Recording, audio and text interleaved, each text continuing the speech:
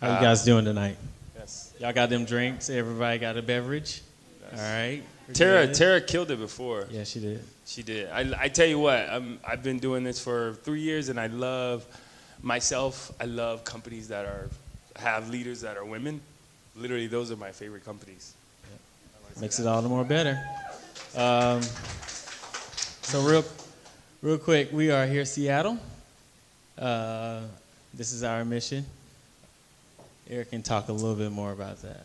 We are committed to fostering a community that supports diverse and inclusive culture in technology.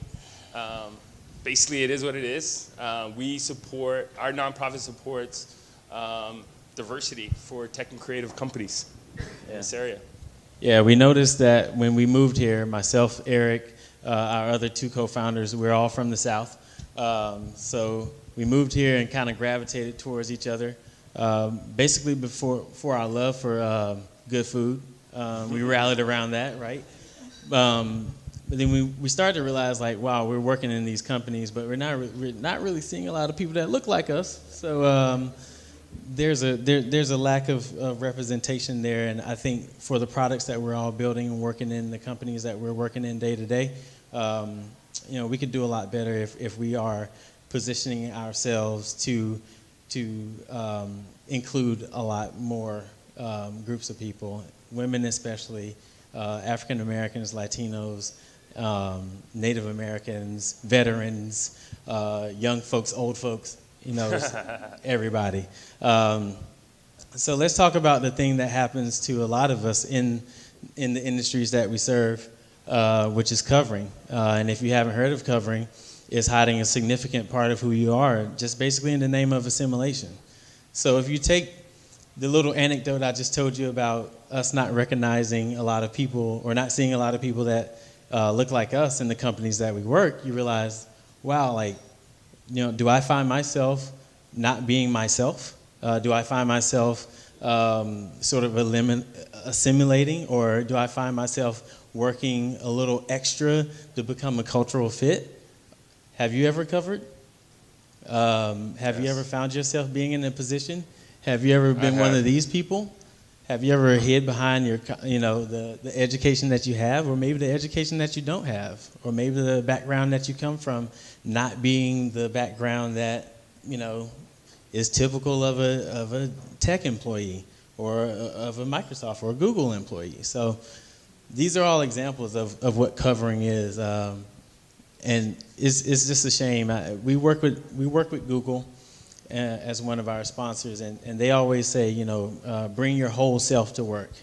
And that's something I think is really admirable of them as a company, because they are really asking, for people and their perspectives. And that's the one thing that I really believe is important for us as we continue to do this work in the community and build a community around the advocacy of diversity in tech. Not only is it something that's really good for culture and all those different things, but it actually works for the bottom line.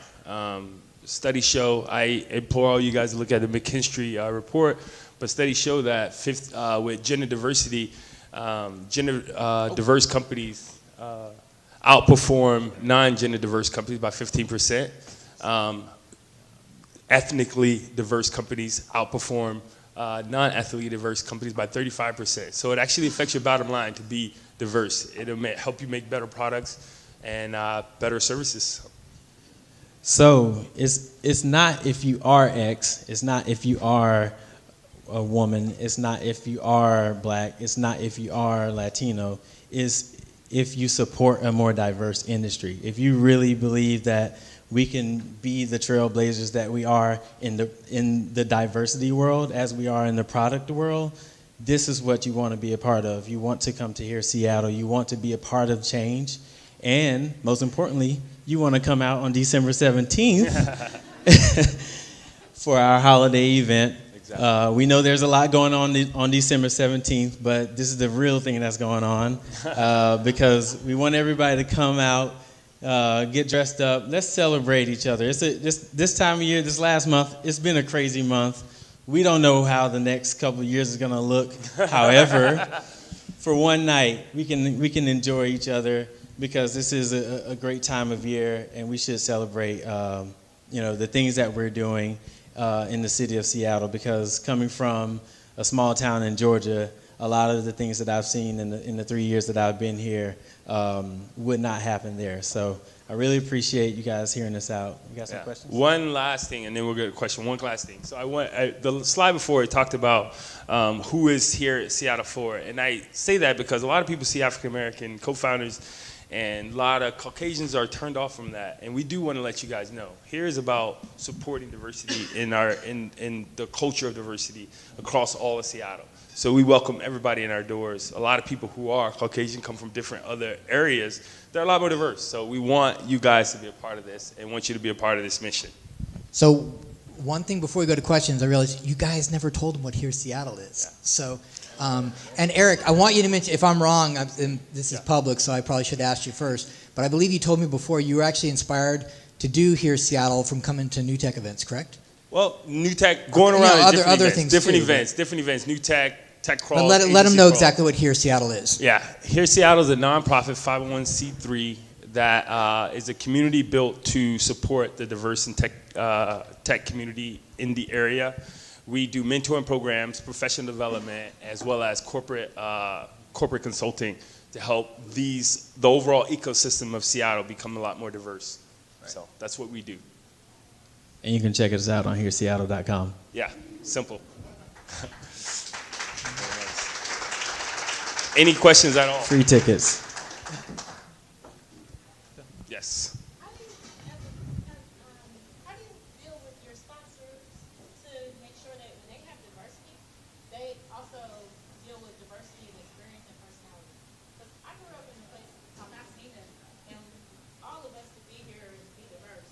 But if you don't have a high voice, speak quickly, and say like every other word, it's like, okay. The California drawl. Yeah, so, I mean. So the question was, correct me if I'm wrong, like, how do you deal with diversity within the personalities? Because it's not always difficult to get diverse people in the room, but it's sometimes difficult for other voices to be heard because some people are far more soft-spoken than others, and some people say like a lot. Yeah. Right. Right, that's true. I mean, we talk to our community mainly, but we talk to our sponsors and our companies we work with about allowing people, giving people a platform to be themselves.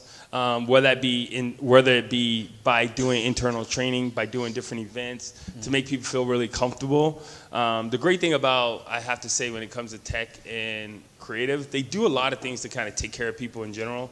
It's just sometimes it's a few tweaks. Sometimes it's just some simple hiring practices, things that they could do to make it a lot better. So from my perspective, I think that's something that has to start with the senior leadership. And they have to emphasize the importance of every voice in the room.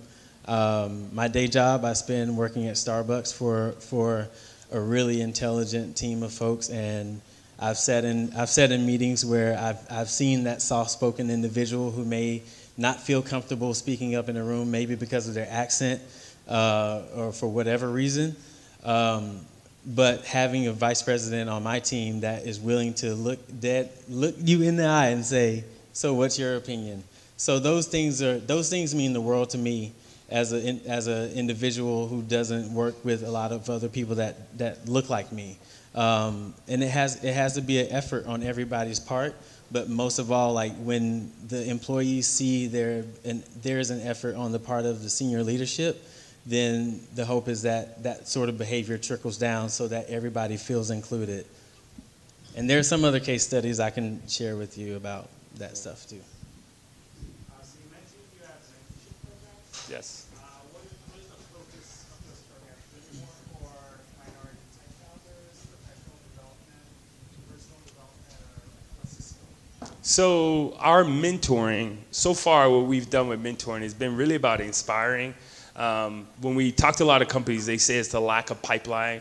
And so we go out and we show kids of color that it's people that look like them in this industry, and we try to inspire them to think about this as a choice in the future. So that's done through a lot of different types of event, whether it be workshops or just a really fun, cool event for a few hours, those type of things. Yeah. In the past, we've done an event called Mentoring in the Moment at the Garage in Capitol Hill, where we have a number of kids from varied backgrounds and underprivileged kids that come from all parts of Seattle. And we just have a pool tournament, just kind of getting to know them, cozying up with them, joining their team, and trying to beat each other in a game of pool. And it gives us a great opportunity to chat with them and just learn a little bit more about where they want their life to go, and inform them about what are the opportunities that they have, because I think a lot of what kids lack is just the understanding that there are many different types of jobs within the tech industry. So it's possible for them.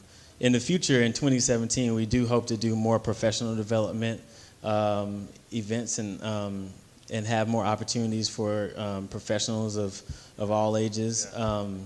So if you are interested in doing that and collaborating, please catch up with us. Great. So for huge tech companies, it's not very difficult to get the talent, the diverse talent in the door. What is Yeah. like one concrete piece of advice you give? It's kind of difficult to get the diverse talent in the door. Well, it's a little easier for them to get them in the door. The huge challenge is really retaining them, is to keep them on board, to keep them after a couple of years. So what's like one concrete thing a company that may not be as huge as a nice tech company do to retain their diverse employees? Connect them with Here Seattle. I mean, the truth of the matter is that Here Seattle was started to be on that retention base. I was ready to leave Seattle, and it literally saved my career here. And so for large companies, when you bring somebody from like Atlanta, Virginia, all these different diverse areas, you bring them to our city where it doesn't seem diverse on the outside, they immediately, in a couple of years when their contract's up, they want to go back. So how do you counteract that? You connect them with a community so that they can get all of their needs met outside of it. We know that once you have friends and you have true roots in the area, it's very difficult to leave. So that's our way. Yeah, Connect so them to Here that was Seattle. one of the primary reasons Microsoft reached out to us in the beginning, was they had a retention problem. They found that they would recruit folks from all over, and they were thinking, we should form some sort of like community-based organization that would be for diverse groups of people. And we were like, hey, hello, we're here. Like, we are here, which is what happens, exactly like that. And so we were literally brought onto that side of Microsoft to help with retention, to encourage people that that are new to town to come out to Here Seattle, to take part and learn about what is going on in Seattle, because a lot of it happened. I don't know about the folks that just moved here or maybe moved here for work specifically, but I moved here like 2 days before I hit the ground running on a project. So there's not a lot of give there and room to get immersed in the city, and then before you know it, you're like, I'm out of here. So we try our best to connect people and to help to create those roots and make Seattle a better place. Thank you, guys.